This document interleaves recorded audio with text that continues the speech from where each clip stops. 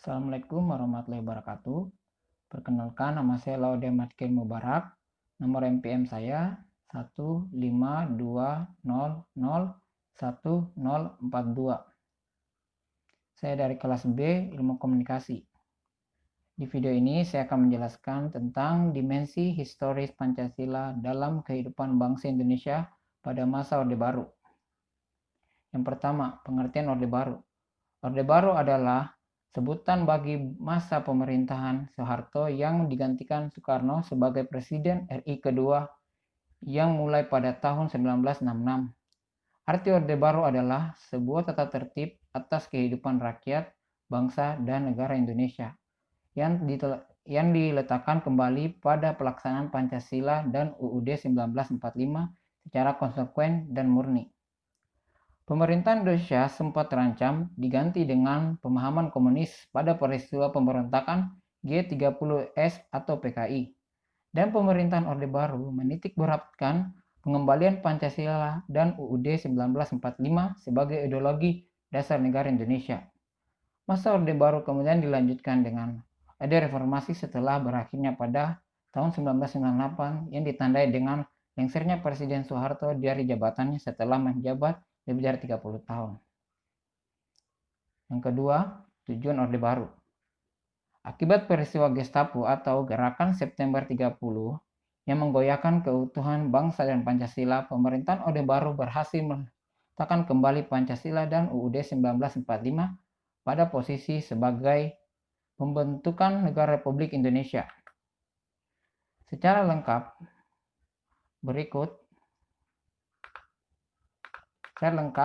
berikut tujuan umum pemerintahan Orde Baru. Pertama, mengoreksi total penyimpanan yang terjadi pada era pemerintahan Orde Lama, penataan kembali seluruh aspek kehidupan rakyat, bangsa, dan negara. Ketiga, melaksanakan amanat Pancasila dan UUD 1945 secara murni dan konsekuen. 4. Menyusun kembali kekuasaan bangsa Indonesia untuk menumbuhkan stabilitas nasional guna mempercepat proses pembangunan bangsa. Yang ketiga, sistem pemerintahan Orde Baru. Selama perjalanan pemerintahan Orde Baru, Indonesia mengalami banyak kemajuan di berbagai bidang, terutama ekonomi. Zaman Orde Baru berhasil memperbaiki ekonomi Indonesia yang tidak stabil sejak masa kemerdekaan. Namun, pemerintah ini bukannya tanpa celah. Prestasi dalam bidang ekonomi tersebut dibarengi dengan kebijakan politik yang otoriter. Kebijakan politik otoriter itu dalam artian bahwa kekuasaan presiden berada di atas UUD 1945. Pada masa Orde Baru, menteri yang ditunjuk tidak berhak mengeluarkan kebijakan kecuali atas persetujuan presiden dan harus melaksanakan setiap kebijakan yang dikeluarkan oleh presiden. Sistem pemerintahan Orde Baru adalah patronasi. Soeharto memberikan posisi yang penting dalam pemerintahan kepada lawan-lawan politiknya. Soeharto juga memberikan kesempatan bagi para penduduk untuk melakukan bisnis yang menguntungkan. Sejak pemerintahan pada tahun 1967, Presiden Soeharto membentuk kabinet pertama, yaitu Kabinet Ampera. Kemudian setelah pemilu pertama 1971, Presiden membentuk kabinet baru yang bernama Kabinet Pembangunan. Sepanjang 30 tahun era kepemimpinan Soeharto, telah terjadi penggantian kabinet sebanyak 8 kali. Kabinet terakhir yaitu Kabinet Pembangunan, yang masa jabatannya hanya berlangsung selama 2 bulan. Keempat, sejarah Orde Baru. Sejak tahun 1950-an, di Indonesia mengalami krisis ekonomi. Krisis ini semakin diperparah dengan kebijakan Soekarno yang memperlakukan pemerintah demokrasi terpimpin slogan terkenalnya Nasakom, nasionalisme, agama, dan komunisme. Komposisi pemerintahan demokrasi terpimpin diisi oleh ketiga elemen tersebut. Dalam praktiknya, saingan politik menjadi semakin sengit. Partai Komunis Indonesia dalam kurung PKI menjadi kelompok yang paling sering disudutkan dan dicurigai oleh elemen di pemerintahan. Puncaknya adalah ketika terjadinya penculikan dan pembunuhan 7 perwira TNI seperti Gestapo, pihak pemerintah menyatakan bahwa PKI adalah dalang dari peristiwa ini. Sebelumnya PKI sempat meminta kepada pemerintah untuk mempersenjatai Namun, tuntutan mereka mendapatkan penolakan dari pihak militer, terutama TNI AD.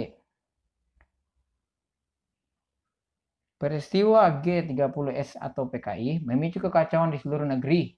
Soeharto yang saat itu menjabat sebagai Panglima Kostrad, kemudian diangkat menjadi Menteri Panglima TNI dan Pangkat TNI dan Panglima Komando Operasi Pemulihan Keamanan dan Ketertiban, menggantikan peran Jenderal Ahmad Yani, salah satu korban dalam peristiwa G30S PKI.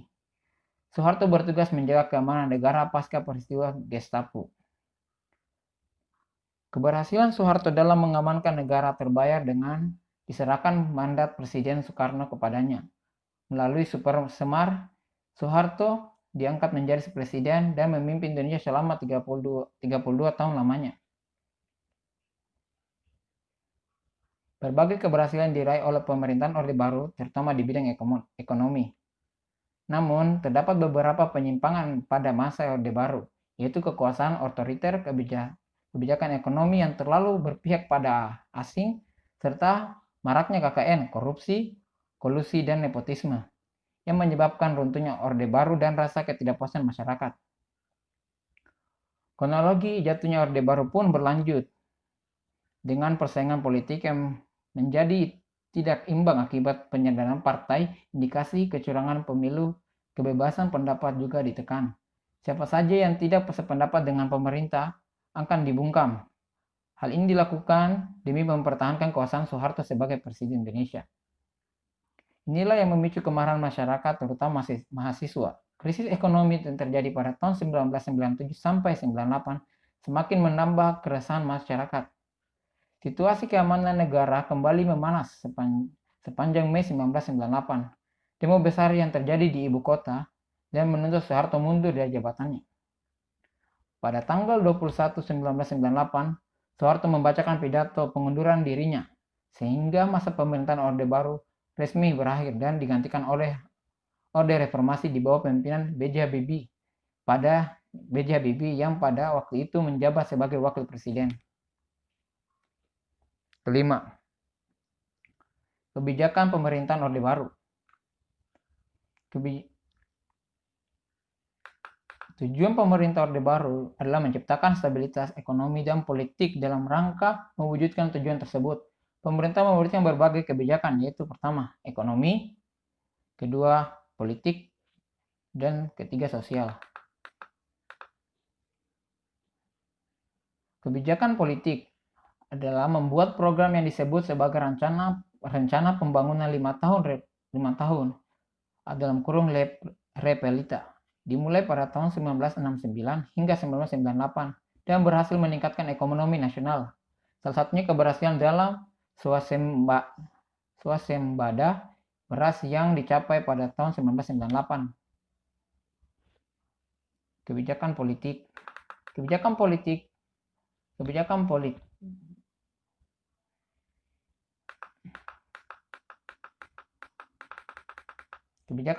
dalam negeri pertama adalah pembubaran PKI beserta organisasinya sayapnya, yang membersihkan DPR, MPR, dan unsur-unsur PKI. Pemilu pada masa Orde Baru pertama kali dilakukan pada tahun 1997.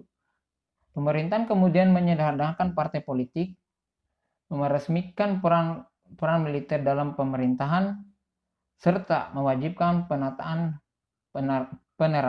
P4, pedoman penghayatan pengelamatan Pancasila bagi masyarakat. Kebijakan sosial untuk meningkatkan kesejahteraan masyarakat, pemerintah mengeluarkan berbagai kebijakan seperti program keluarga berencana, transmigrasi, gerakan wajib belajar, dan gerakan orang tua asuh. Keenam, perbedaan Orde Lama dan Orde Baru. Orde Lama, kebijakan ekonomi tertutup dengan orientasi komunikasi atau sosialis. Kedua, politik. Emosionalisme masyarakat masih sangat tinggi karena negara baru saja merdeka. Mulai banyak proyek yang mercusuar yang bermunculan karena masyarakat memiliki keinginan untuk terlihat unggul di mata negara lain. Ketiga, stabilitas politik dan ekonomi. Tingkat inflasi sangat tinggi. Keempat, sumber daya manusia. Kualitas SDM atau sumber daya manusia yang mumpuni masih terbatas karena baru berhasil keluar dari masa penjajahan. 5. Kondisi dunia. Situasi dunia baru saja selesai melewati Perang Dunia Kedua. Orde Baru.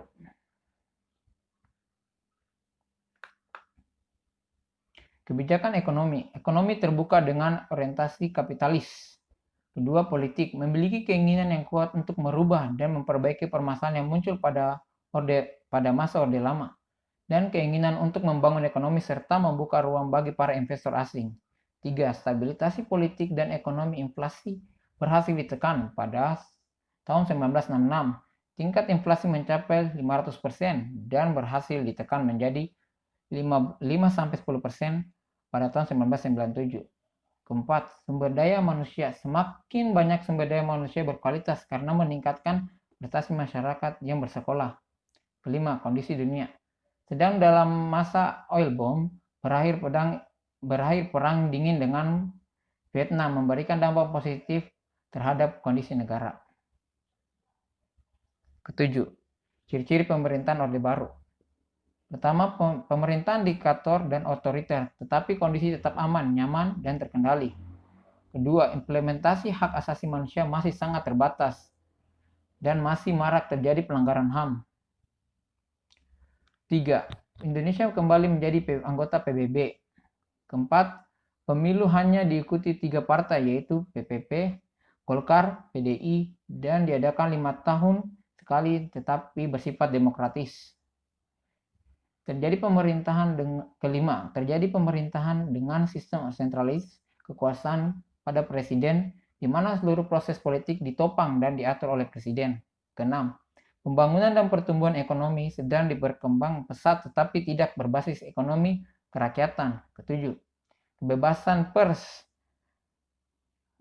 sangat terbatas dan tindakan korupsi terjadi di mana-mana.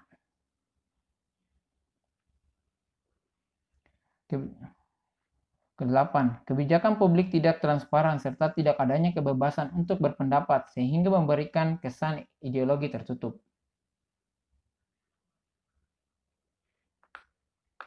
Kedelapan, kelebihan dan kekurangan Orde Baru. Kelebihan Orde Baru, meningkatkan GDP per kapita Indonesia pada tahun 1968. GDP per kapita Indonesia hanyalah $70 dan berhasil mencapai lebih dari $1.000 pada tahun 1996. Kedua, program keluarga berencana yang tidak dilakukan pada masa Orde Lama berhasil diimplementasikan pada masa Orde Baru. Ketiga, semakin banyak orang yang membaca, yang bisa membaca sehingga tingkat pengangguran menurun. Keempat, kebutuhan pangan semakin tercukupi. Kelima, keamanan dalam negeri semakin meningkat. 6. Gerakan wajib belajar dan gerakan nasional orang tua asuh sukses dilaksanakan. Ketujuh, Indonesia memulai peluang investasi bagi investor asing sehingga menerima banyak dana dari luar negeri. 8. Repelita, rencana pembangunan 5 tahun, sukses dilaksanakan. Kekurangan atau kelemahan Orde Baru. Pertama, korupsi, kolusi dan nepotisme marak terjadi di semua kalangan masyarakat. 2. Pembangunan negara tidak merata dan bermunculan perbedaan mencolok antara pembangunan pada pusat dan daerah. Kekayaan daerah banyak digunakan untuk pembangunan pada pusat kota. Ketiga, rasa ketidakpuasan bermunculan di sejumlah daerah di Indonesia seperti Aceh dan Papua karena kesenjangan pembangunan yang terjadi. 4. Tidak ada tanda-tanda pengganti atau penurunan kekuasaan ke presiden berikutnya.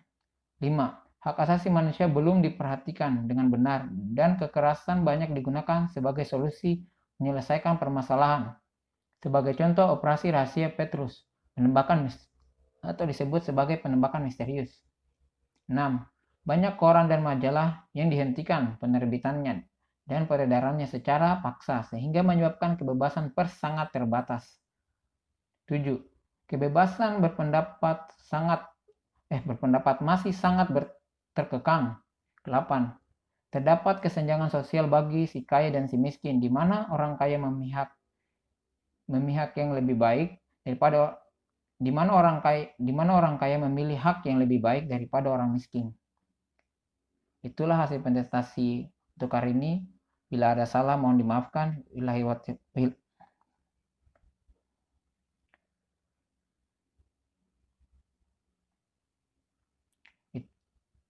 Itulah hasil presentasiku.